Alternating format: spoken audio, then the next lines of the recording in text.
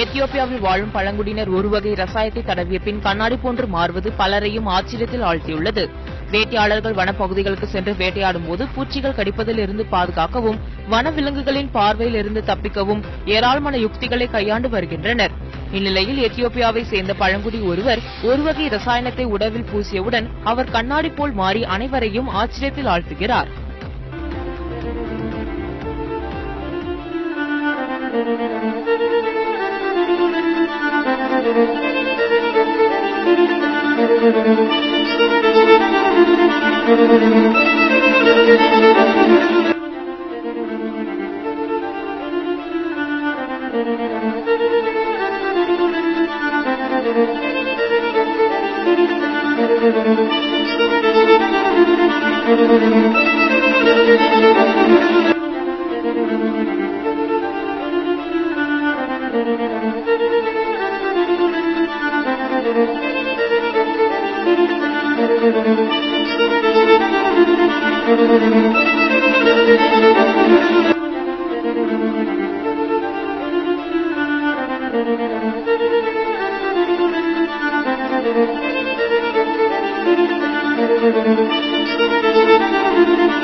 Thank you.